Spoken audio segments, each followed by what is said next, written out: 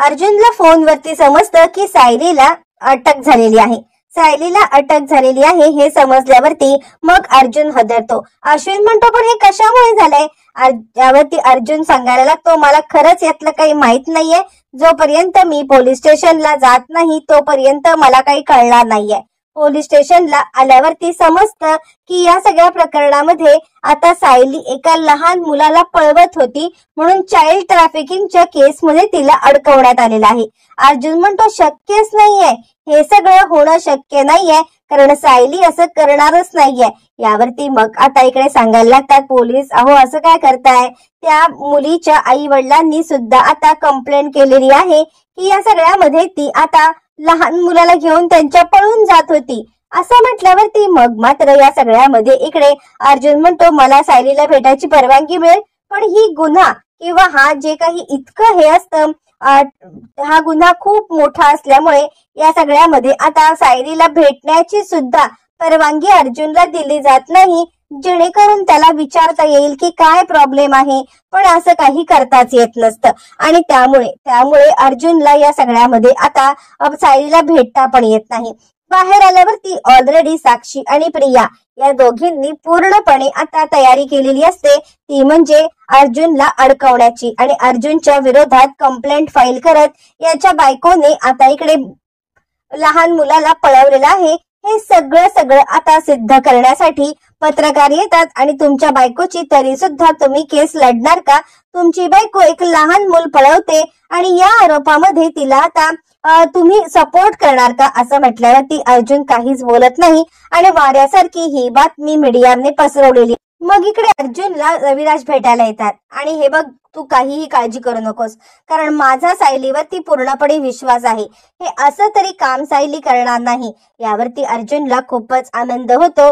म्हणजे आता इतकं सगळं होऊन सुद्धा सायलीबद्दल की रविराज किल्लेदार स्वतः सिनियर असा विचार करतोय ही खूप मोठी गोष्ट आहे आणि स्वतःहून येऊन आता इकडे सायलीची तो भेट घेत असतो. म्हणजे सायलीसाठी अर्जुनची भेट घेत असतो. त्यावेळेला मग आता रविराज म्हणतात हे बघ मी तुझ्या सपोर्ट मध्ये आहे, काहीही झालं तरी सुद्धा या सगळ्यामध्ये आता जे काही घडतंय ते सायलीने केलेलं नाहीये. मग तिला अडकवण्याचा कोण प्रयत्न करणार, तर तिला अडकवण्याचा प्रयत्न करणार तो म्हणजे महिपत शिकरे. कारण सध्या तरी या सगळ्यामध्ये तुझी आता रायवली कुणासोबत आहे तर महिपत शिकरे यांच्यासोबत. आणि म्हणूनच या सगळ्यामध्ये मला असं वाटतंय की तू आता त्या दृष्टीने विचार कर. यावरती अर्जुन सांगायला लागतो पण मला सायलीला भेटूच देत नाहीयेत. यावरती रविराज म्हणतात तुझी जर का हरकत नसेल तर ही केस मी लढण्यासाठी तयार आहे.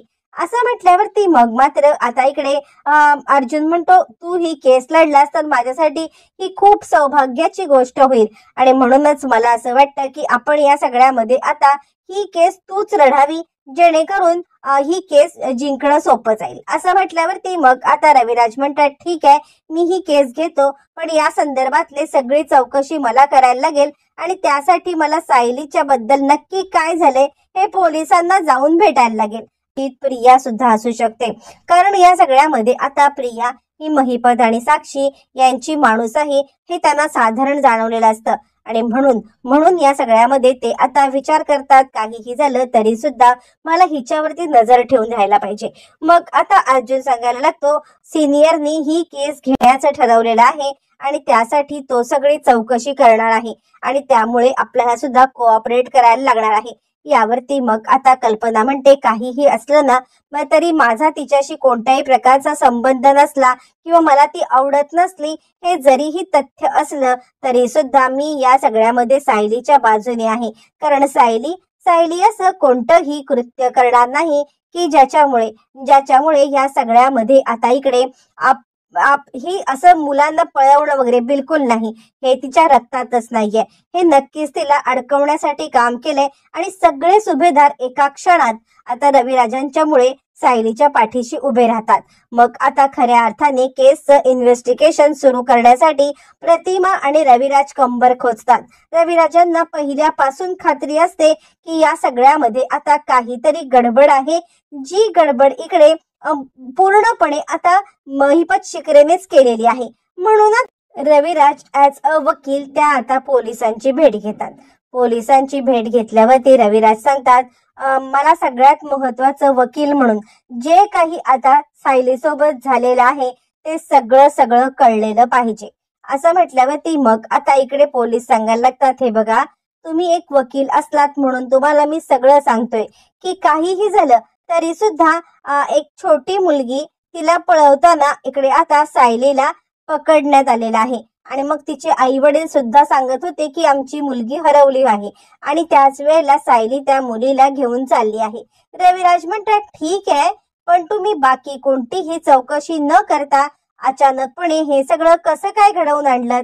म्हणजे काहीही झालं तरी सुद्धा तुम्ही या सगळ्यामध्ये आता त्या मुलीच्या आई वडिलांची किंवा सायलीचं स्टेटमेंट घेतलं का? यावरती मग आता पोलीस सांगतात, मुळातच आरोपीच्या स्टेटमेंटला काडी मात्र काहीही आधार नाहीये, त्यामुळे या सगळ्यामध्ये आता आम्ही तिचं स्टेटमेंट का घेऊ? यावरती रविराज म्हणतात, तुम्ही पोलीस आहात ना, पोलिसांचे नियम तुम्हाला माहित नाहीयेत का? तुम्ही या सगळ्यामध्ये स्टेटमेंट घेणं आवश्यक होतं, ही गोष्ट तुम्हाला समजायला पाहिजे होती. पण काहीही झालं तरी सुद्धा या सगळ्यामध्ये आता तुम्ही वकील आहे मी त्याचा आणि मला तिची भेट पाहिजे आहे असं म्हटल्यावरती मग आता रविराज सायलीची भेट घेत नक्की सत्य परिस्थिती काय घडली होती हे आता तिला विचारतात. तेव्हा रविराज सायलीची भेट घेतात. रविराजांनी सायलीची भेट घेतल्यावरती आता इकडे सायलीला ते काय झालं, असं काय घडलं की ज्याच्यामुळे आता इकडे तुला अटक करण्यात आली असं विचारल्यावरती सायली घडलेला सगळा प्रकार सांगते. सायली सांगायला लागते, मुळातच एक मुलगी रस्त्यावरती पडलेली होती आणि तिला खूप भूक लागली होती म्हणून ती मला खाऊ दे असं म्हणत असताना मी तिला या सगळ्यामध्ये आता एका ठिकाणी घेऊन गेले आणि तिला खाऊ देण्यासाठी गेले. ती सांगत होती की माझे आई बाबा हरवलेत म्हणून मी तिचे आई बाबा कुठे आहेत हे पाहण्याचा शोध करत होते. पण तेवढ्यात कुठून तरी पोलीस आले आणि आता तिचे आई बाबा सांगायला लागले की ही आमच्या मुलीला पळवते आणि मला तिकडून आता पकडून नेण्यात आलं. यावरती मग आता या सगळ्यामध्ये लगेचच सांगायला लागतात आणि सायली रडायला लागते आणि सायली सांगायला लागते, मला याच्यामध्ये कुणीतरी अडकवण्याचा प्रयत्न केलाय. रविराज म्हणतात, रडण्याची काही गरज नाहीये, मी तुझी केस घेतलेली आहे आणि हे बघ जे काही आहे ते वेळोवेळी मी तुला येऊन विचारेन, पण या सगळ्यामध्ये आता तू हिम्मत हारू नकोस, मी तुझ्या पाठीशी आहे. मग आता रविराज प्रियाचा पाठलाग करतात आणि प्रियाचा पाठलाग करत असताना ते तिला रंगे हात पकडतात आणि आता त्याच वेळेला रविराज म्हणतात, काय चाललंय तुझं? यावरती ती सांगते, काही नाही बाबा. यावरती रविराज म्हणतात, तुला काय वाटतंय की मला माहित नाहीये गोष्टी काय आहेत ते? तू महिपत शिकरे आणि साक्षी शिकरे यांची साथ देतेयस का सायलीला अडकवण्यासाठी? एकदाच खरं सांग. यावरती प्रिया म्हणते, बाबा मी का त्यांची साथ देईन? यावरती रविराज म्हणतात, कारण सायलीला अडकवण्यामागे महिपत शिकरे आणि साक्षी शिकरे यांचा हात आहे याचे पुरावे मला सापडले. जर तू या सगळ्यामध्ये अडकली असशील तर या वेळेला मी तुला सुद्धा जेलमध्ये पाठवायला कमी करणार नाहीये. प्रिया विचार करते, अरे बापरे, आता या मूर्ख माणसाने ही केस घेतलेली आहे म्हणजे आता या सगळ्यामध्ये आता आपलं काही खरं नाहीये. आणि त्याच वेळेला मग आता लगेचच ती सांगायला लागते, नाही बाबा मी काही केलं नाहीये. रविराज म्हणतात, हे बघ आतापर्यंत खूप वेळा खोटं बोललेली आहेस, पण या वेळेला जर तुझं खोटं पकडलं गेलं तर? आता प्रिया विचार करते, अरे बापरे, काय नक्की ह्यांना आता पुरावा सापडला असेल असं म्हटल्यावरती मग मात्र इकडे आता रविराज विचार करतात, हिच्यावरती पाळत ठेवल्यावरतीच मला आता सत्य समजेल. मुद्दामच रविराजांनी तिला डिवचलेली असते जेणेकरून ती आता महिपत आणि आता साक्षी यांच्याकडे जाणार आणि आपला प्लॅन समजलेला आहे हे सांगणार, म्हणून रविराजांनी रचलेला हा ट्रॅप असतो. त्यानंतर तसंच प्रिया इकडे नागराजला पहिले भेटायला येते. नागराजला सांगते, तुम्हाला माहितीये हा किल्लेदार काय डोक्यावरती पडलाय का? या किल्लेदारनी ह्या सायलीची केस घेतले आणि हे सगळं महिपतनी केलेलं आहे. माहितीये का, हा महिपत काही चांगला माणूस नाहीये, यांनी आपल्याला दोघांना अडकवलेला आहे. आता तुम्ही माझी साथ द्या. नागराज म्हणतो, नाही मी या सगळ्यात तुझी साथ देणार नाहीये, तू जा त्या महिपतकडे. आणि नेमकी प्रतिमा हे सगळं ऐकते. ती रविराजांना सगळी खबर आता इकडे ही खबर लागते ती म्हणजे लगेचच दामिनी बोलवते महिपत शिकरेला, काय तुम्ही या केस मध्ये इन्व्हॉल्व आहात का? महिपत म्हणतो, हो थोडासा मी केला हे ट्राय. यावरती चिडलेली दामिनी म्हणते, झालं म्हणजे तुम्हाला या सगळ्यामध्ये आता इतकं मी सांगितलं होतं, जे काही असेल ते पहिलं मला सांगा, मला सांगा, मला सांगा. पण तुम्हाला किलोभर माती खायची होती, ती माती तुम्ही खाल्लीतच आणि किलोभर माती खाऊन आता इकडे माझ्या समोर बसलात. यावरती मग आता सांगायला लागतो महिपत, नाही नाही तसं नाही आहे, या सगळ्यात मी ह्यावेळेला काही माती खाल्लेली नाहीये, जे काय केलंय ना ते त्या तन्वी किल्लेदारने. यावरती आता ती सांगते, म्हणजे महिपत म्हणतो यावेळेला मी उलटा गेम खेळलाय, तिने मला सांगितलं नव्हतं की या सगळ्यामध्ये आता आपण असं करूया, सायलीला अडकवूया. मी तिच्या होला हो केलं आणि सायलीला अडकवण्यासाठी तिलाच अडकवलं. यावरती आता इकडे सांगायला लागते दामिनी, म्हणजे काय? त्यावरती रविराज इकडे आता महिपत सांगायला लागतो, मी कोणत्याच फोकस मध्ये नाहीये, मी फोकस मध्ये नाहीये, फक्त तिनेच मूल आता अरेंज केलंय, तिनेच त्या मुलाच्या आई वडिलांना पैसे दिलेत आणि सगळं तिनेच केलंय आणि त्यामुळे अडकली तरी तीच अडकणार. यावरती आता इकडे सांगायला लागते दामिनी, पण तुम्हाला हे करायची गरज काय होती? यावरती तो सांगतो, अहो असं नाही केलं तर आता त्या अर्जुनचं लक्ष डायव्हर्ट कसं होणार. यावरती मग आता दामिनी म्हणते, तुमच्या विरोधात कोणता पुरावा तर नाहीये ना, म्हणजे तुम्ही या सगळ्यामध्ये अडकलेले आहात याचा कोणता पुरावा तर नाहीये. यावरती मग आता इकडे तो सांगायला लागतो, बिलकुल नाही, जे काही केलंय ते सगळं तन्वी किल्लेदारनी केलंय आणि त्यामुळे जरी का तिच्यापर्यंत कुणी पोहोचलं तरी सुद्धा तीच अडकणार आहे, आमचा काय संबंध नाही. यावरती मग आता दामिनी सांगायला लागते, ही केस रविराज किल्लेदार यांनी घेतले, कळतंय ना, रविराज किल्लेदार यांनी ही केस घेतलेली आहे आणि त्यामुळे आता ते ही केस लढणार.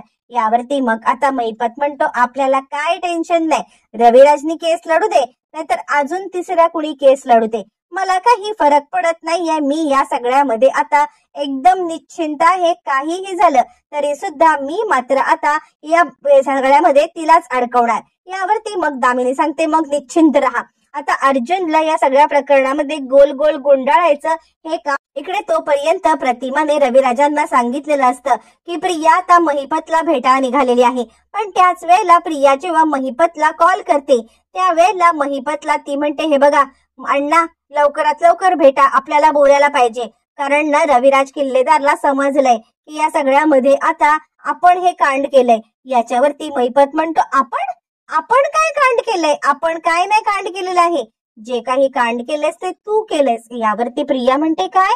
नाही नाही, मी या सगळ्यामध्ये तुम्हाला मदत केली. यावरती महिपत म्हणतो, पुरावा काय याला? त्या बाईला कोणी भेटलं? प्रिया म्हणते, मी. त्या मुलाला कोण भेटलं? प्रिया म्हणते, मी. मग ते कोणाचं नाव सांगणार? तुझं. आमचा काय संबंध? आम्ही या सगळ्यामध्ये बिलकुल पडणार नाही आहोत.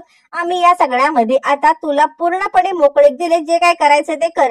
आता मात्र प्रिया अडकते, तिला कळतं की या सगळ्यामध्ये महिपतने आपली साथ सोडलेली आहे आणि आपण पूर्णपणे एकटे पडलोय. सायलीला अडकवण्यासाठी ट्रॅप रचला होता, त्या ट्रॅप मध्ये प्रिया पूर्णपणे अडकलेली असते आणि प्रियाला इथून बाहेर पडण्यासाठी कोणताही मार्ग सापडत नसतो. आता रविराज कोर्टात केस लढायला येतात, त्यांना खूप मोठा पुरावा सापडलेला असतो. रविराज अर्जुनला म्हणतात, काळजी करू नकोस, आज सायलीला मी निर्दोष सोडवणार आणि तरच नाव सांगेन सिनियर. असं म्हणत आता इकडे रविराज प्रियाच्या विरोधात कोर्टात केस लढवून सायली निर्दोष सिद्ध करणार आणि प्रियाला दोषी सिद्ध करणार. आणि यामध्ये आता साथ देणार दामिनी, महिपत आणि साक्षी. प्रिया आता आपल्याच कर्मात अडकलेली आहे. रविराजांना सत्य समजले, पण पुरावा एकट्या प्रिया विरुद्ध आहे. त्यामुळे सायली तर निर्दोष सुटणार, पण सायलीला अडकवण्याच्या केसमध्ये रविराज प्रियाला कसे अडकवणार, प्रिया जेलमध्ये कशी जाणार, महिपत तिची साथ कशी सोडणार आणि हे सगळं कसं घडून येणार हे मात्र येणाऱ्या भागातच समजणार आहे.